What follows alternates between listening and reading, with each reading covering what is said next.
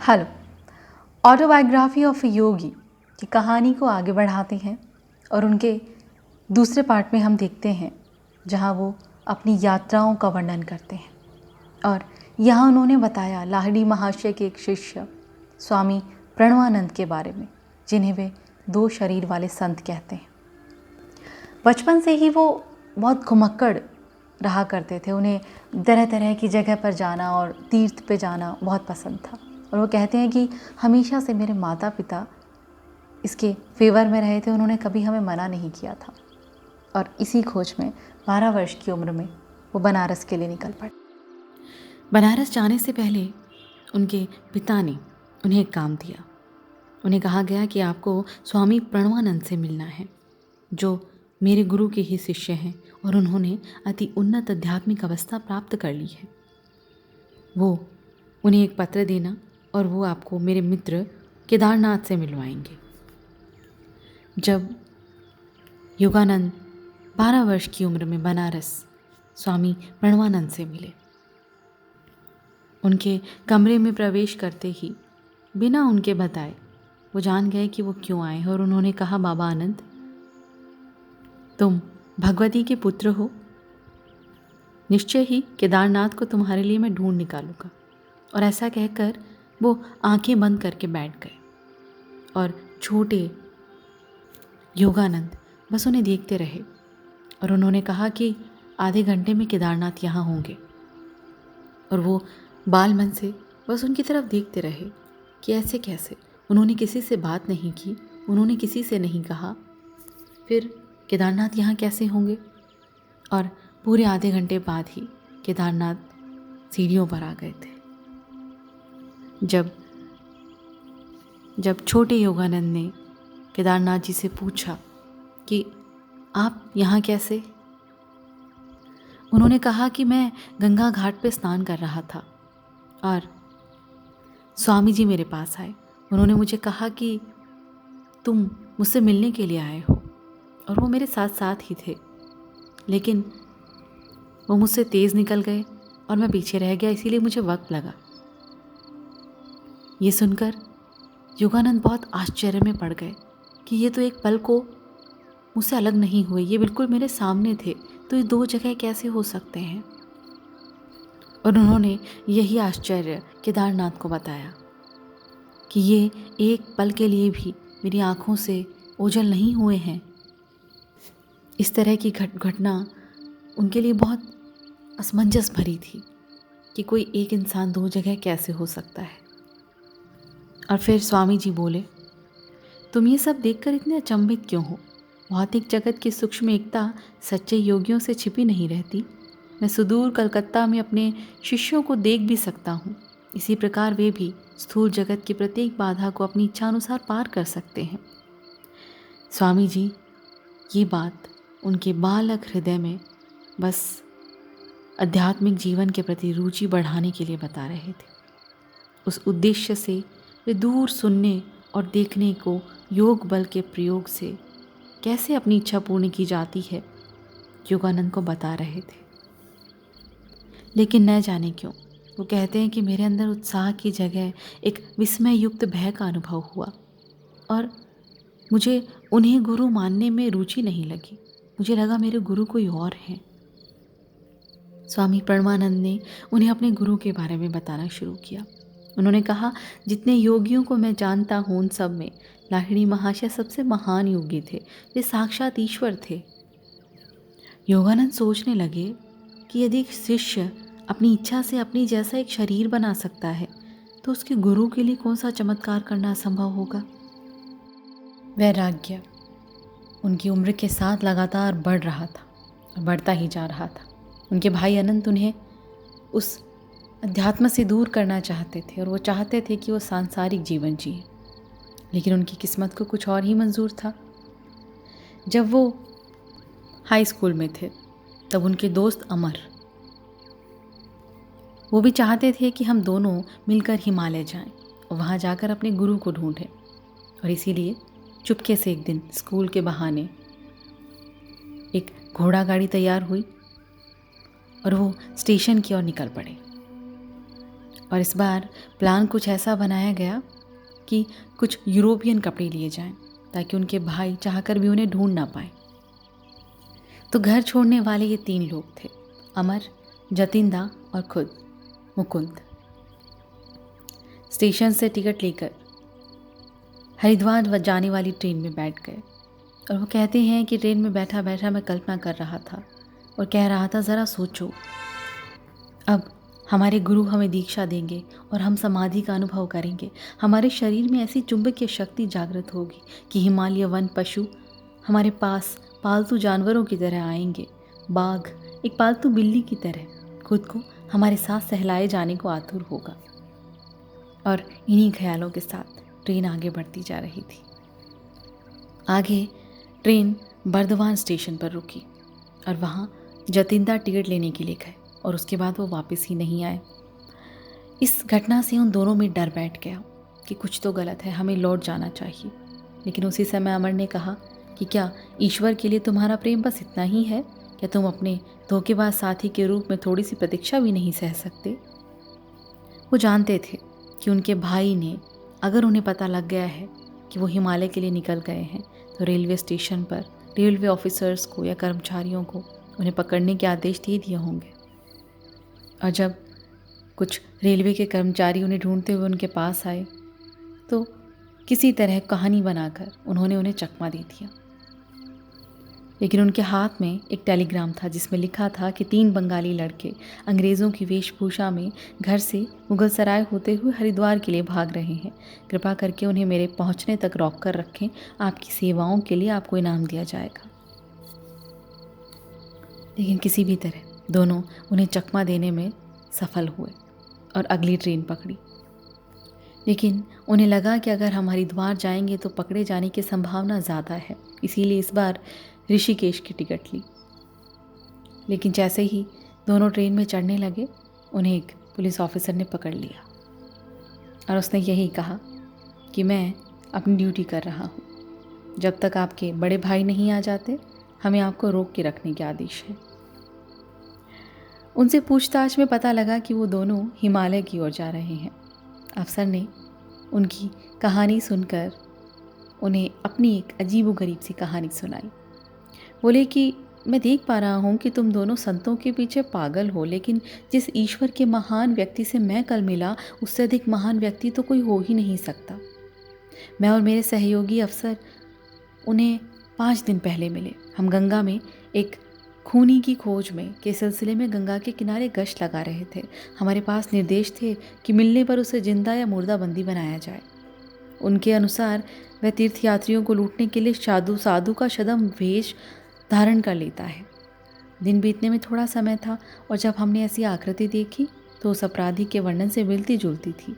जब वह हमारे आदेश पर नहीं रुका तो हम उसे पकड़ने के लिए दौड़ पड़े। मैंने कुल्हाड़ी से उस पर वार किया और उस व्यक्ति का दाहिना हाथ मानो शरीर से अलग ही हो गया था। लेकिन बिना करहाए या अपने घाव पर नज़र डाले वो अजीब सा अजनबी अपनी पहली गति से चलता जा रहा था।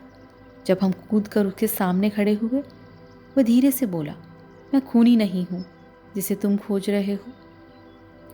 वो कहते हैं कि ये देखकर मुझे आघात हुआ कि मैंने देखने में एक दिव्य साधु को घायल कर दिया। मैंने उससे क्षमा मांगी, लेकिन उसने कहा कि आपके द्वारा वह वार एक गलतफहमी की वजह से था, यह मैं समझ सकता हूँ। उस साधु ने मुझे दया भाव से देखा और कहा कि जाओ, पश्चाताप मत करो, मेरी माँ मेरी देखभाल कर रही है। उसने अपनी लटकी हुई बाह को खींचा और अपने कंधे पर लगाया और आश्चर्य कि उसकी भुजा जुड़ गई और उसमें से खून बहना भी बंद हो गया। उसने कहा, 3 दिन बाद मुझसे उस पेड़ के नीचे आकर मिलना, तुम मुझे स्वस्थ पाओगे ताकि तुम्हें पश्चाताप ना हो। इस तरह उसने अपनी कहानी बताई, क्योंकि वो बताना चाहता था कि मेरे एक्सपीरियंस तुमसे कहीं ज़्यादा बेहतर हैं। तुम तो फिर भी अपने गुरु की तलाश में यूँ भटक रहे हो और मुझे तो बिना किसी मेहनत के ही इतने अच्छे साधु मिले। योगानंद कहते हैं कि उस समय अमर और मुझे अफसोस हुआ कि इतने महान योगी जो अपने को मारने वाले को इतनी सरलता से माफ़ कर सकता है, एक ईसा मसीह की तरह भारत भले ही भौतिक संपदा के तराजू में पिछले 200 साल से गरीब हो गया हो, मगर उसके पास अभी भी कभी कभार राह चलते लोगों को, यहाँ तक कि सांसारिक व्यक्ति जैसे पुलिस वाले भी आध्यात्मिक गगनचुंबी व्यक्तियों के दर्शन पा ही लेते हैं। लेकिन इतनी भाग दौड़ के बाद भी हिमालय की ओर जाना हमारे लिए संभव ना हो सका, और इस घटना से अमर बहुत निराश हो चुका था, क्योंकि हमारे पैसे छीन लिए गए थे और पैसे के बिना हम वहाँ नहीं पहुँच सकते थे। और तभी अमर के और मेरे भाई अनंत वहाँ पहुँच गए और मुझे अनंत से बहुत फटकार मिली। अनंत नहीं चाहता था कि मैं एक आध्यात्मिक जीवन जीऊँ, वो चाहता था कि मैं सांसारिक जीवन जीऊँ। उसने कहा कि मैं समझता हूँ कि तुम कैसा महसूस कर रहे हो, लेकिन मैं चाहता हूँ कि तुम मेरे साथ बनारस चलो, एक संत से मिलने, और फिर कुछ दिन के लिए अपने पिता से मिलने कलकत्ता जाना, और फिर तुम अपने गुरु की खोज जारी रख सकते हो। बनारस ले जाना सिर्फ एक बहाना था, वो सिर्फ उनका दिमाग डाइवर्ट करना चाहते थे। अनंत ने बड़ी चतुराई से एक योजना बनाई। हरिद्वार में मिलने से पहले ही वह बनारस उतर गए और एक शास्त्री पंडित के साथ मिलकर, वो कहते हैं कि उन्होंने मुझे उपदेश दिलवाने की व्यवस्था रखी। पंडित और उनके पुत्र ने मुझे सन्यासी पद से विमुख करने का वचन दिया अनंतदा को, और वो कहते हैं अनंत मुझे उनके घर लेकर गए। उनका पुत्र मेरा स्वागत कर रहा था और वो बस मुझे लंबे दार्शनिक प्रवचन दे रहा था। उसने कहा कि मैं तुम्हारे भविष्य को देख सकता हूँ, तुम सन्यासी नहीं बन सकते। यदि तुम अपने साधारण कर्तव्यों का निर्वहन करने से मना करोगे तो तुम निरंतर दुर्भाग्य का शिकार बनोगे। जब तक तुम अपने पूर्व कर्मों को अपने सांसारिक अनुभवों से समाप्त नहीं करोगे, तब तक तुम ईश्वर को पाने में असमर्थ हो। योगानंद कहते हैं कि उसके उत्तर में मैंने भगवान कृष्ण द्वारा कहे गए ये शब्द कहे कि यदि कोई अति दुराचारी और बुरे कर्मों वाला जो निरंतर मेरा ध्यान करता है, उसके पिछले दुष्कर्मों का प्रभाव शीघ्र ही नष्ट हो जाता है। स्वयं महात्मा बनकर वह शीघ्र ही शाश्वत शांति को प्राप्त करता है और उसका कभी विनाश नहीं होता। किंतु उस युवक की भविष्यवाणी इतनी दृढ़ निश्चय के साथ थी कि उसने मेरे विश्वास को हिला दिया, और मैंने अपने मन की गहराइयों से पूर्ण भक्ति के साथ अपने हृदय में ईश्वर से प्रार्थना की कि हे प्रभु, कृपा करके मेरी सारी व्याकुलता और भय को दूर करें और मुझे जवाब दें इसी समय और अभी कि आप क्या चाहते हैं, कि मैं सन्यासी का जीवन व्यतीत करूं या फिर सांसारिक व्यक्ति का। उसी पंडित के घर के बाहर तभी उसी समय उन्हें एक आदर्श व्यक्ति वाले साधु दिखाई दिए। उन्होंने इशारा कर उसे अपने पास बुलाया और कहा, पुत्र, उस मूर्ख व्यक्ति की बातें मत सुनो। तुम्हारी प्रार्थना के जवाब में ईश्वर मुझे बता रहे हैं कि तुम्हारे जीवन का एकमात्र मार्ग है त्याग। वो कहते हैं कि मैं आश्चर्य से मुस्कुराया, क्योंकि मुझे स्पष्ट संदेश मिल चुका था। बरामदे में खड़े उस शास्त्री के बेटे ने उन्हें अपनी ओर बुलाया और कहा, उसकी बातें मत सुनो, वो साधु पागल है। ईश्वर की खोज के चक्कर में उसने अपना सब छोड़ दिया था। योगानंद कहते हैं कि मुझे अब उसके साथ और तर्क में नहीं उलझना था। मैंने बस अपने भाई से कहा कि अब यहाँ से चलें, क्योंकि मैं किसी प्रकार के तर्क में नहीं उलझना चाहता। और ये सुनकर उन्होंने कलकत्ता के लिए प्रस्थान किया। घर लौटने पर उनके पिता ने उनकी आध्यात्मिक पिपासा को संतुष्ट करने के लिए एक विद्वान दार्शनिक को उनके शिक्षक के तौर पर रखा, उन्हें संस्कृत पढ़ाने के लिए, जिनका नाम था केवलानंद। लेकिन उनके पिता को नहीं पता था कि वो भी लाहिड़ी महाशय के एक पहुँचे हुए शिष्य थे, और वो जो उन्हें सिखा रहे थे वो उन्हें ईश्वर की और करीब लेकर जा रहा था। वो कहते थे कि मुझे लाहिड़ी महाशय के साथ 10 वर्ष बिताने का सौभाग्य मिला है। उनका बनारस वाला घर मेरे लिए रात्रिकालीन इष्ट तीर्थ स्थान था। लाहिड़ी महाशय का ईसा मसीह की तरह एक चमत्कार केवलानंद की उपस्थिति में हुआ था, और उन्होंने वह कहानी उन्हें सुनाई। एक दृष्टिहीन शिष्य पर मुझे बहुत दया भाव आने लगा जब वह इतनी लगन से हमारे गुरुदेव की सेवा करता है, जिसके अंदर ईश्वर अपने पूरे तेज के साथ आलोकित आलोकित हैं।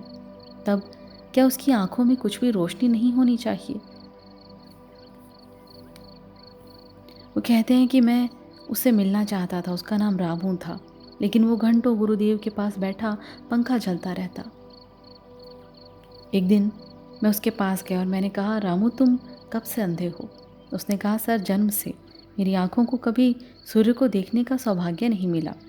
हमारे सर्वशक्तिमान गुरुदेव इसमें तुम्हारी सहायता कर सकते हैं, उनसे प्रार्थना करो। दूसरे दिन रामू बड़े संकोच के साथ लाहिड़ी महाशय के पास गया, किंतु आध्यात्मिक संपदा को मांगने के साथ शारीरिक असक्षमता को दूर करना उसे बहुत लज्जास्पद लग रहा था। गुरुदेव, ब्रह्मांड को प्रकाशमय करने वाला आपके अंदर है। मेरा आपसे निवेदन है कि उसके प्रकाश को आप मेरी आँखों में डाल दें, जिससे मैं भी सूर्य के थोड़े से प्रकाश को देख सकूं। रामू, किसी ने बड़ी चालाकी से मुझे इस विकट स्थिति में डालने की योजना बनाई है। मेरे अंदर किसी को स्वस्थ करने की शक्ति नहीं है, ऐसा गुरु ने कहा। यह तो वाकई अलग बात है। ईश्वर की कोई सीमा नहीं है। वह तो तारों को रोशन करता है और मांस से बनी कोशिकाओं में रहस्यमय जीवन डालता है। निश्चय ही वह तुम्हारे नेत्रों में भी रोशनी भर सकता है। तभी गुरुदेव ने रामू के दोनों बाहों के बीच के स्थान को स्पर्श किया। उन्होंने कहा, अपने मन को यहाँ केंद्रित करो और बार बार भगवान राम का स्मरण 7 दिन तक करो। सूर्य का विशिष्ट वैभव तुम्हारे लिए विशेष उदय लाएगा। और ठीक 1 सप्ताह बाद ऐसा ही हुआ। रामू ने प्रकृति के सुंदर रूप को पहली बार देखा। सर्वज्ञानी गुरु ने अपने शिष्य को राम का नाम जपने के लिए कहा, जो उसके इष्ट और प्रिय देवता थे। रामू की भक्ति से भरपूर भूमि में गुरु के शक्तिशाली स्वास्थ्य रूप बीज को बोने से वह अंकुरित हो गया। केवलानंद क्षण भर के लिए चुप हुए और मन ही मन अपने गुरु को नतमस्तक होकर प्रणाम किया। लाहिड़ी महाशय द्वारा किए गए सभी चमत्कारों में से एक बात तो स्पष्ट है कि उन्होंने कभी भी स्वयं सिद्धांत यानी मैं ही हूँ कर्ता को कभी अपने ऊपर हावी नहीं होने दिया। ईश्वर के प्रति समर्पण के कारण ही गुरुदेव स्वस्थ करने वाली शक्ति को अपने में मुक्त रूप से प्रवाहित करने के लिए सुलभ बना लेते थे। लाहिड़ी महाशय, जिन्होंने अनेक शरीरों को चमत्कारिक ढंग से स्वस्थ किया, उनके शरीर को भी अनंत चिताग्नि की ज्वाला का भक्ष्य बनना पड़ा। लेकिन लोगों के अंतर में जिस प्रकार की आध्यात्मिकता उन्होंने जागृत की, ईसा मसीह के समान जिस प्रकार के शिष्य तैयार किए, वही आज उनके अजर और अमर चमत्कार हैं। केवलानंद जी ने उनसे कहा, मैं कभी भी संस्कृत का विद्वान नहीं बन सका, क्योंकि उन्होंने मुझे इससे भी ज़्यादा दिव्य भाषा बढ़ा दी थी।